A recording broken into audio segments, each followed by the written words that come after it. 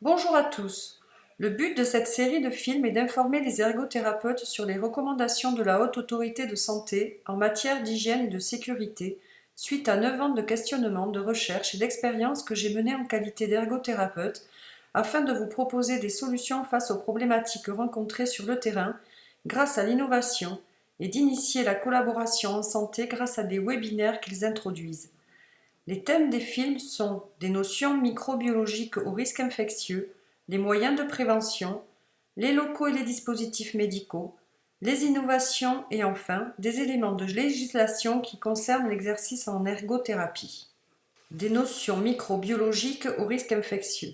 Cette présentation s'appuie sur des études scientifiques validées utilisant un langage pour décrire un fonctionnement particulier, celui des micro-organismes. L'objectif est de connaître mieux les mécanismes identifiés et d'appliquer des solutions préventives de la transmission des infections par la suite. Un peu d'histoire pour démarrer le sujet. Ignace Semmelweis était un médecin obstétricien hongrois né en 1818 qui œuvra pour l'hygiène. Il démontra l'utilité de l'hygiène des mains après la dissection d'un cadavre avant d'effectuer un accouchement, diminuant ainsi le nombre de décès causés par la fièvre puerpérale. Les médecins accoucheurs qui faisaient justement des autopsies pour comprendre d'où venaient ces fièvres comprirent qu'ils transmettaient involontairement la maladie. L'hygiène des mains était née. Louis Pasteur était un scientifique français né en 1822, chimiste et physicien de formation. Il fut un pionnier de la microbiologie en faisant des expériences qui l'amenèrent à découvrir le phénomène de la fermentation, la pasteurisation, l'antisepsie des tissus vivants et l'asepsie des zones aux surfaces dans l'environnement. Il est plus connu pour la découverte de la vaccination contre la rage notamment. Il existe une fondation de l'Institut Pasteur. Parmi les micro-organismes, on distingue des plus petits aux plus gros, les virus, les bactéries, les champignons et les parasites. On classe les micro-organismes en 3 groupes. Les saprophytes qui vivent dans le milieu extérieur peuvent devenir pathogènes. Opportunistes, ils ne provoquent habituellement pas de maladie. Ils peuvent exprimer un pouvoir pathogène quand il y a déficience de l'hôte. Les commensaux, qui appartiennent à la flore de l'homme, qui ne sont généralement pas responsables d'infections. Enfin, les pathogènes, spécifiques pour l'homme, qui provoquent une maladie cliniquement définie et physiopathologiquement spécifique, par exemple la tuberculose. Prenons les bactéries pour illustrer le métabolisme des micro-organismes. Ainsi, une bactérie peut engendrer en 10 heures une descendance d'1 milliard d'individus qui sont des copies conformes de la bactérie d'origine. La vitesse de croissance est liée à la pathogénicité du micro-organisme et aux conditions ambiantes, dont la température. Les bactéries sont capables de créer un biofilm de surface qui leur permet de résister à la désinfection et à la stérilisation. De très petite taille, les virus peuvent être nus ou enveloppés. Ils ne se multiplient qu'à l'intérieur des cellules vivantes. Les plus connus sont les virus des hépatites, le VIH et les virus de la grippe. Les virus responsables de l'actuelle pandémie mondiale Covid-19 sont probablement d'origine animale, évoluant par mutation en donnant de nouvelles souches. Les champignons et les moisissures sont des micro-organismes beaucoup plus gros. On peut trouver des moisissures dans les gaines de ventilation. Enfin, les parasites tels que les poux et la gale sont d'encore plus grande taille et sont responsables de lésions de l'épiderme. La survie aérobie dans l'environnement des micro-organismes est variable, de moins de 3 heures à plus d'1 mois. La présence de matière organique leur permet de résister encore plus longtemps. Selon les données de laboratoire, la survie des virus Covid-19 peut aller de 5 heures à 5 à 6 jours. Nous allons maintenant découvrir quelques définitions importantes. Le taux de prévalence, le taux d'incidence des infections, la dissémination, la contamination, l'infection, la colonisation, l'incubation, le portage sain, les réservoirs, les épidémies liées à l'environnement, la chaîne épidémiologique, les modes de transmission, le risque de transmission et enfin le risque infectieux. En 2006-2007, le taux de prévalence des infections en France était de 11,23%. Mais qu'est-ce que le taux de prévalence ? C'est le nombre total de cas dans une population déterminée à un moment donné sans distinction de l'ancienneté sur l'ensemble de la population. Le taux d'incidence, lui, correspond au nombre de nouveaux cas.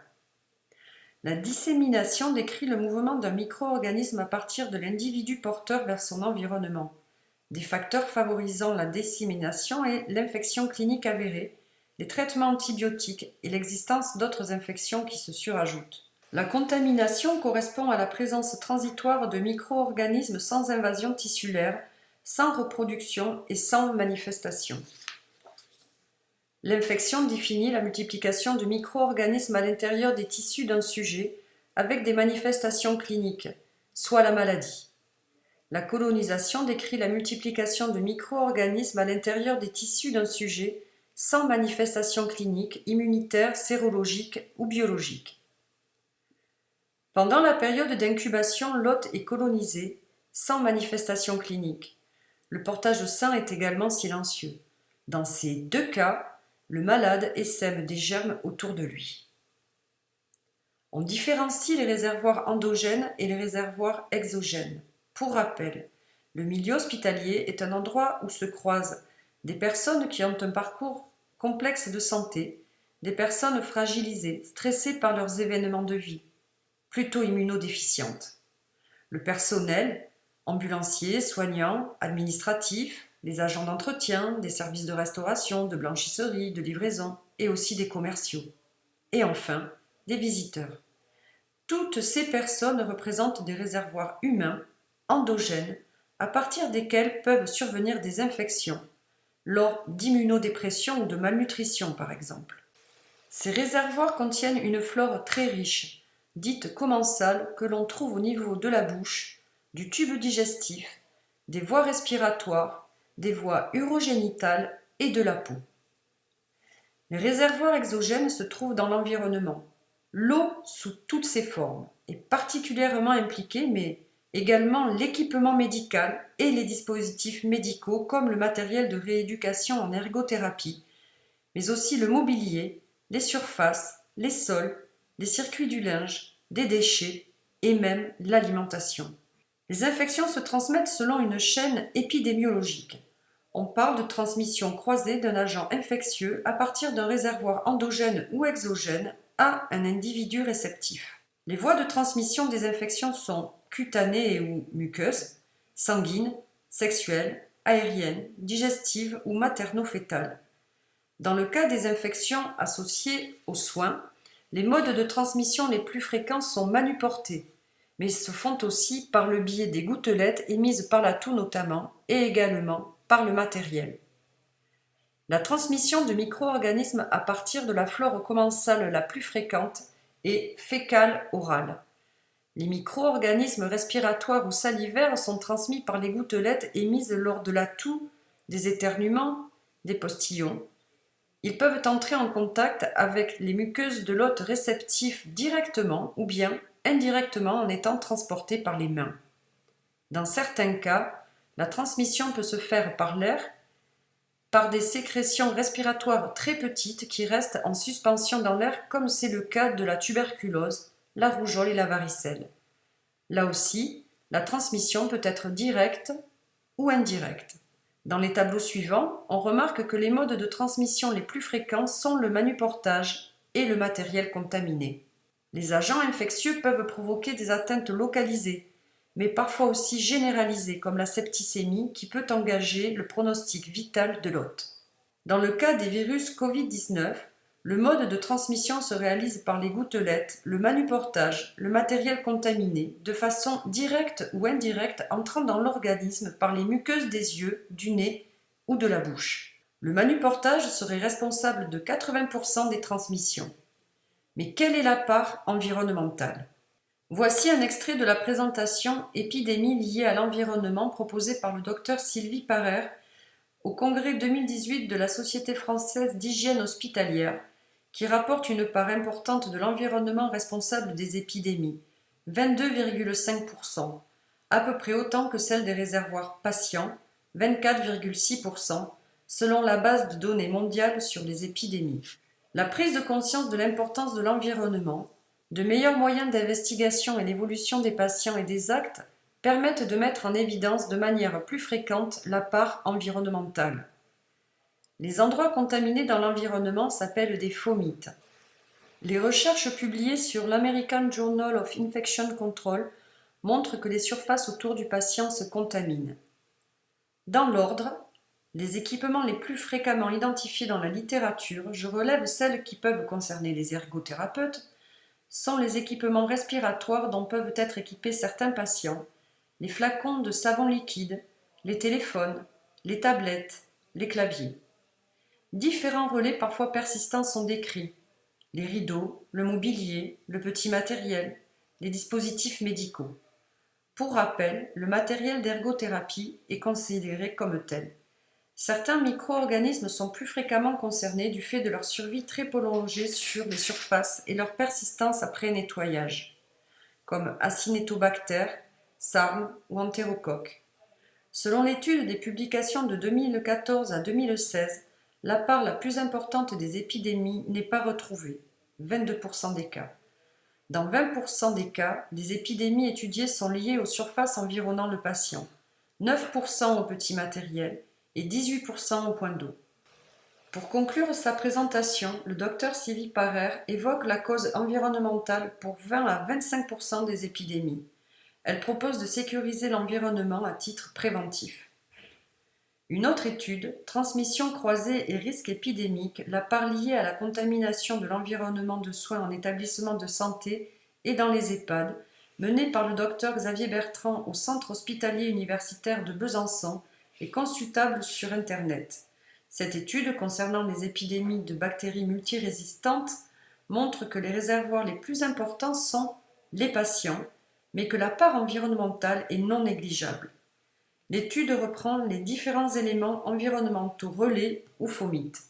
L'environnement hospitalier est-il contaminé? Il faut croire que oui, selon l'étude de T. Sexton apparue en 2006 sur le Journal of Hospital Infection, avec une majorité de prélèvements positifs pour les surfaces qui entourent le patient contaminé. Une autre étude menée par J. Boyce en 1997 propose un classement du taux de contamination de l'environnement et du matériel par Staphylococcus aureus, le sol, le lit, le pyjama, la table de nuit, les poignées de porte dans une moindre importance. Au contact des surfaces contaminées, les mains peuvent devenir un relais pour les micro-organismes. Selon leur espèce, les micro-organismes sont capables de survivre de 6 minutes à 3 heures sur les mains, d'où l'importance du phénomène du manuportage. On distingue 4 variables du risque de transmission des infections. D'abord, les spécificités des micro-organismes, leur durée de survie dans l'environnement, leur nombre, leur virulence, le mode de transmission et les porteurs asymptomatiques. Ensuite, l'état de santé du patient source, l'éventualité de dispositifs invasifs. Puis, l'état de santé du patient hôte, son âge. Et enfin, l'environnement, soit le nombre de patients vis-à-vis du nombre de soignants dans un service, le partage ou non du matériel et des installations sanitaires. On a parlé d'infections nosocomiales jusqu'en 2004. Seuls les établissements de santé étaient concernés. Depuis, les structures libérales et les services de soins à domicile ont été inclus dans une nouvelle définition, celle des infections associées aux soins. L'ergothérapie est une spécialité des métiers de la réadaptation et de la rééducation. Quand un patient adressé en ergothérapie présente des blessures, elles sont correctement pensées par un service infirmier ou bien elles sont cicatrisées. Le plus souvent, on peut dire que nos patients ont une peau saine. En cas de problème, nous faisons remonter l'information au service médical et infirmier. Aussi, les actes d'ergothérapie sont classés à risque infectieux bas. Le risque infectieux est variable selon les services où les ergothérapeutes exercent. Dans les services brûlés, en néonatologie ou en gérontologie par exemple. Nous avons vu que l'âge, l'état de santé des patients, les soins invasifs sont des variables importantes et que le ratio patient-personnel influe aussi. Certaines activités sont plus à risque que d'autres, la balnéothérapie par exemple. La vie en communauté et une grande mobilité des patients rendent le risque d'épidémie non négligeable, par manuportage notamment. Je vous remercie de votre attention. À bientôt d'échanger avec vous par visioconférence, mais avant, je vous propose de visionner les films suivants.